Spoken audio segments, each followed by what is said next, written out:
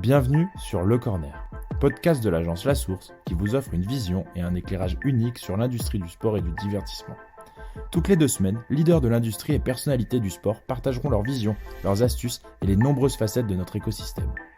Nous vous ferons rencontrer d'anciens athlètes et hauts dirigeants d'organisations sportives, d'entreprises de médias et de technologies, de sponsors et d'agences numériques. Pour obtenir des informations et de nouvelles histoires sur ce qui se passe sur le terrain, c'est maintenant et c'est sur Le Corner.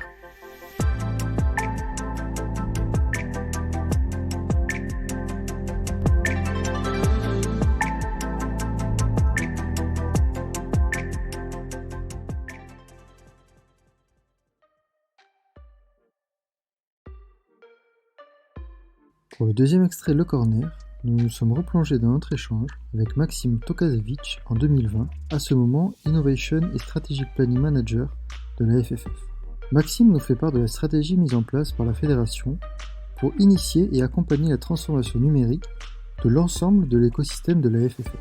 Une stratégie que nous voulions vous partager afin de mieux comprendre le rôle qu'une fédération peut jouer dans la transition digitale de son écosystème.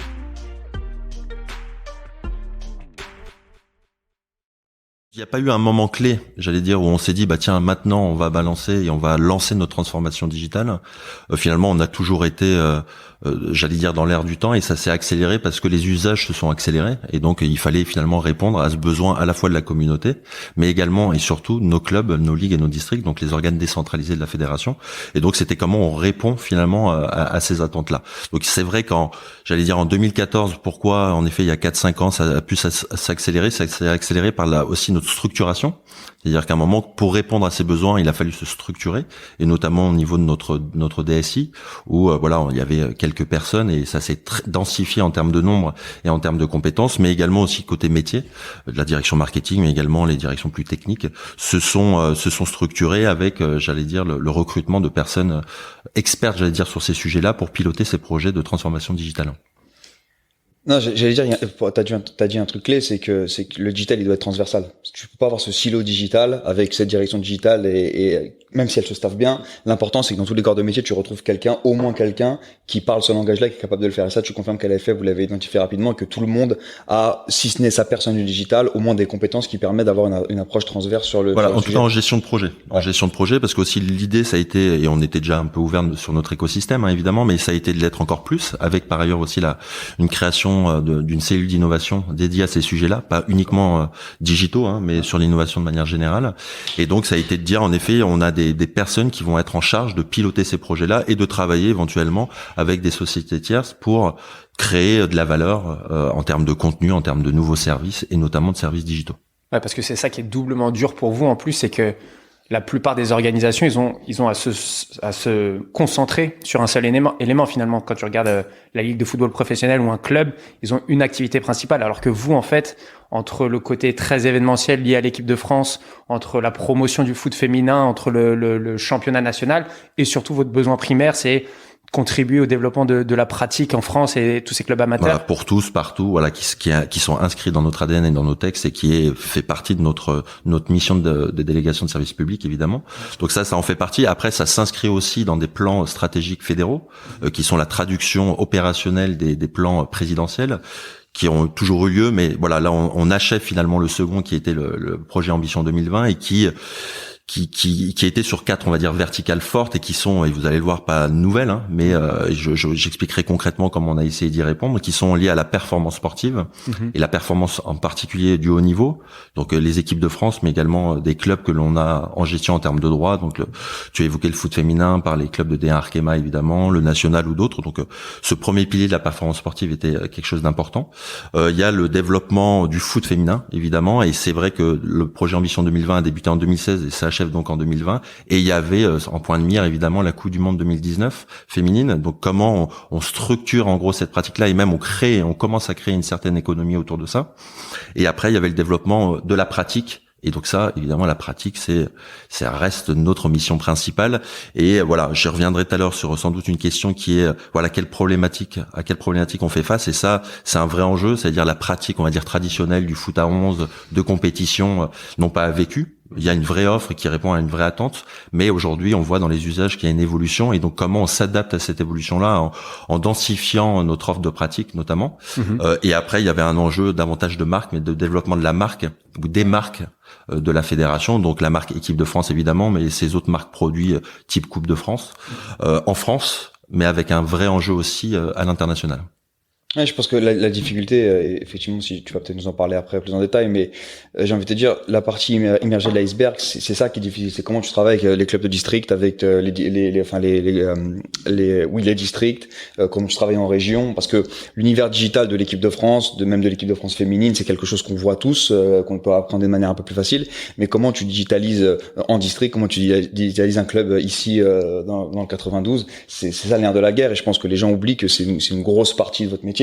Et que c'est pas simplement faire en sorte que les jours où il y a un match au Stade de France ce soit suivi sur les réseaux. Je pense que complètement. On a aujourd'hui 14 000 clubs, donc cet ancrage territorial, c'est le cœur en gros de notre fédération, et c'est comment en effet on les accompagne avec une offre de service, avec une offre de contenu dans le déploiement en gros de la pratique pour tous et dans tous les territoires. Et donc j'allais dire cette transformation digitale, elle s'est faite par la dématérialisation de nos process assez rapidement. En tout cas depuis 2014, on a dématérialisé par exemple la feuille de match. Donc en gros avant c'était du papier qui était scanné, etc. Et aujourd'hui ça y est, c'est à peu près 95% de nos compétitions aujourd'hui bénéficient de cet outil-là. Donc en gros on a une remontée à peu près de 25 000 matchs, voire 30 000 matchs par week-end sur en gros les résultats, qui a joué, etc. Donc on a un flot de données qui est assez important. Donc la collecte a été un point important. La dématérialisation de nos process, ça passe également par la prise de licence. Voilà, la prise de licence, on va dire papier au sein du clubhouse, etc. Ça reste parce que le point de contact est extrêmement important, mais on a engagé depuis 2 ans cette notion de dématérialiser aussi cette prise de licence. Et aujourd'hui, au bout de là, on va commencer finalement notre 3e année, mais on est déjà à plus de 50% des demandes de licence qui se sont fait désormais de manière digitale. Et la prochaine étape sur cet aspect-là sera aussi le paiement en ligne. Donc on évoquera tout à l'heure un petit peu les différentes relations qu'on a avec des startups, mais dans ce cadre-là avec Limonway par exemple, voilà, c'est eux qui nous apportent cette brique de paiement. Donc on est qu'au balbutiement et au début, mais voilà, on a comme ambition qu'on puisse aller jusqu'à la fin, j'allais dire, du processus de prise de licence. Et aussi cette dématérialisation des process, ça va avec la dématérialisation des rapports de match, des rapports pour les arbitres, pour les commissions, etc. Donc voilà, il y a beaucoup de choses, et il y a le côté acculturation aussi de ce type d'usage auprès de nos clubs et de leur communauté. Ouais, évidemment. parce que c'est ce que j'allais dire, parce que là, ça paraît simple et pragmatique pour des gens qui travaillent dans le digital ou dans nos secteurs, mais effectivement, faire rentrer une feuille de match à une personne de 65 ans qui doit comprendre qu'il doit avoir la connexion Internet au clubhouse avant d'aller la rentrer au moment où tu rentres sur le terrain. Je sais que les premiers matchs pour jouer moi-même encore à un niveau district, c'est beaucoup plus compliqué à appliquer que conceptuellement à mettre sur papier, quoi. Non, mais le taux d'adoption, en tout cas, en effet, on peut avoir cet a priori là, et en fait, on s'est aperçu que très vite ça a pris. Et même au départ d'un POC, on va dire, sur un certain territoire et tout ça, en fait, il y a eu un bouche à oreille tel que tout le monde voulait avoir sa tablette avec son app et pouvoir le faire. Donc il y a eu un taux d'adoption extrêmement fort là-dessus. Et après, il y a un taux d'appropriation aussi de l'ensemble des autres services que l'on veut mettre en place, parce que le deuxième pilier après la dématérialisation des process, c'est tous les outils qu'on peut mettre à disposition de nos communautés, et les outils bord de terrain en particulier pour nos clubs, et j'allais dire les différents rôles des clubs. Donc les joueurs, les pratiquants évidemment, mais les éducateurs, les dirigeants, les arbitres.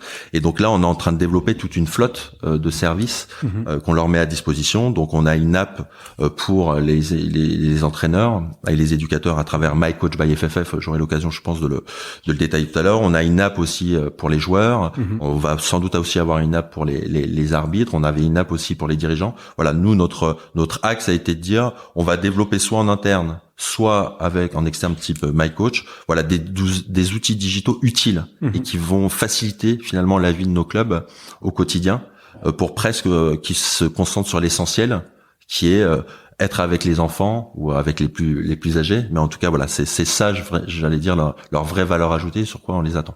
Ouais, et c'est rigolo d'ailleurs, parce que ça me fait penser au métier de Mathieu, où toute cette donnée-là, ça devient de la data. Et effectivement, en tant qu'utilisateur final, maintenant tu commences à avoir des points de data qui va être super riche sur l'agrégation de toute cette data-là à moyen terme, parce que pour la petite histoire, N'Golo Kanté qui joue à Suresnes, il y a eu une tonne de reportages quand il y a eu son éclosion, et finalement t'avais aucune information sur lui, t'avais aucun contenu audiovisuel, t'avais aucune data. Comment est-ce que les gens comme ça passent en travers des mailles du filet?